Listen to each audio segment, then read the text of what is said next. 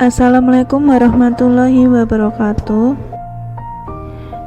Di sini saya akan mempresentasikan tentang konsep harta dan cara mendapatkannya yang disusun oleh kelompok saya yang beranggotakan dengan Salma Mardiah, Nuri Haudi Maheswari, Septiana Safitri Puspitasari, dan Wildan Rizkiawan. Konsep harta. Kata harta disebut dengan al-mal. Ia berasal dari kata al-yam yang menurut bahasa berarti condong, cenderung, atau miring. Ada yang berpendapat dari kata kerja ma'la ya'mulu maulan yang berarti mengumpulkan, memiliki, dan mempunyai. Menurut bahasa, arti mal ialah uang atau harta. Harta menurut para ulama: 1. Hak milik adalah sesuatu yang dapat digunakan secara khusus dan tidak dicampuri penggunaannya oleh orang lain. Yang kedua, harta adalah segala sesuatu yang dapat disimpan untuk digunakan ketika dibutuhkan dalam penggunaannya, bisa dicampuri orang lain. Merupakan sesuatu yang digandrungi tabiat manusia dan memungkinkan untuk disimpan hingga dibutuhkan. Atau bisa juga harta adalah segala sesuatu yang dapat disimpan untuk digunakan ketika dibutuhkan. Dalam penggunaannya bisa dicampuri oleh orang lain. Maka menurut Hanafiyah yang dimaksud harta hanyalah sesuatu yang berwujud a'yan.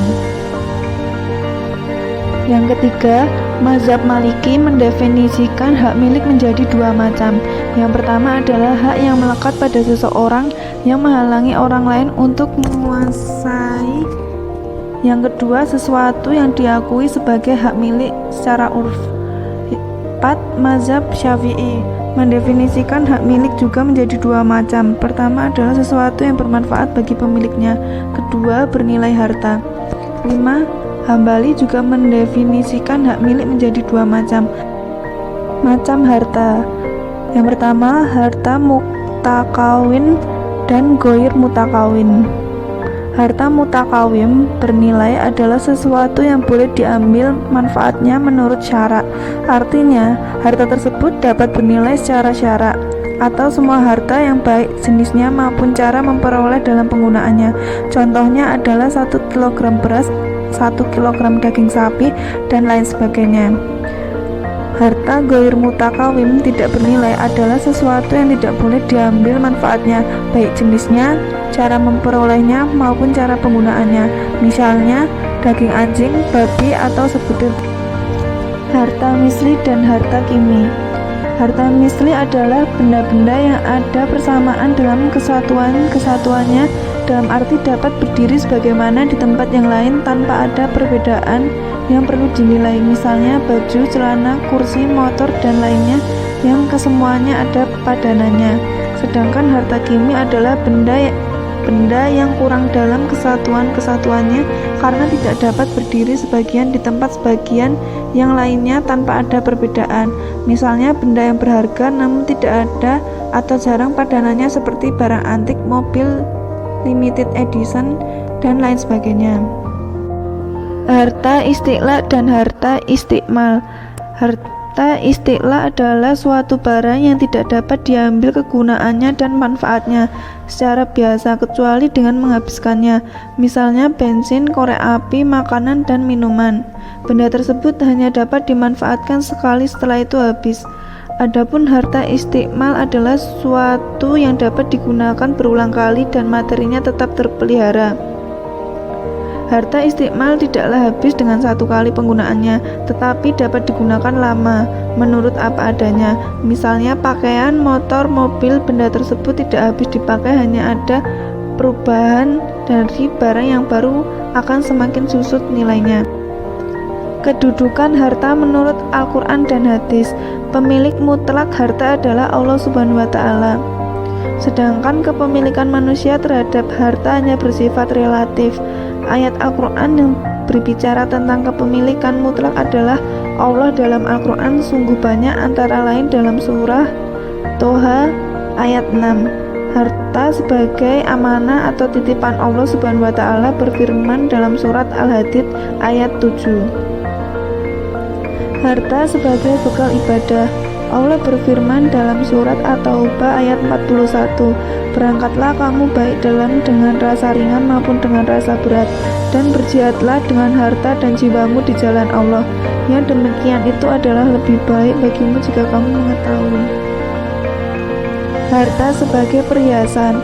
Harta sebenarnya diciptakan oleh Allah untuk membantu manusia dalam menghadapi hidupnya dan menambah keindahan dunia yang fana, dan menjadi fitrah manusia bahwa ia akan selalu mencintai harta sampai ajal tiba. Allah Subhanahu wa taala menetapkan demikian sebagaimana firman-Nya dalam surat Al-Imran ayat 14. Harta sebagai ujian keimanan. Allah Subhanahu wa taala berfirman dalam surat Al-Anfal ayat 28, dan ketahuilah bahwa hartamu dan anak-anakmu itu hanyalah sebagai cobaan, dan sesungguhnya di sisi Allah lah pahala yang besar. Cara memperoleh harta. Al-Quran memberikan ajaran yang umum dalam beberapa ayat tentang cara memperoleh harta, seperti dalam surat Al-Nisa ayat 29. Hai orang-orang yang beriman, janganlah kamu saling memakan harta sesamamu dengan jalan yang batil, kecuali dengan jalan perniagaan yang berlaku dengan suka sama suka di antara kamu, dan janganlah kamu membunuh dirimu, sesungguhnya Allah adalah Maha Penyayang kepadamu. Ayat ini melarang orang mukmin untuk memperoleh harta dengan cara yang batil. Sebaliknya, boleh memperolehnya dengan cara jual beli yang tidak diikuti dengan unsur paksaan, tetapi sama-sama senang. Kendati pun ayat di atas menyatakan berdagang sebagai cara memperoleh harta, namun bukan berarti berdagang tersebut merupakan satu-satunya usaha yang boleh dilakukan. Hal ini dapat dipahami dari ayat-ayat lain yang menyatakan bahwa zakat diambil dari harta-harta orang Islam dalam berbagai profesinya, dan bukan hanya dari para pedagang belaka. Pengembangan harta tidak dapat terjadi kecuali dengan interaksi antara manusia dengan manusia lain dalam bentuk pertukaran dan bantu-membantu. Makna-makna inilah yang antara lain dikandung oleh penggunaan antara kamu dalam firman-Nya yang memulai uraian menyangkut perolehan harta.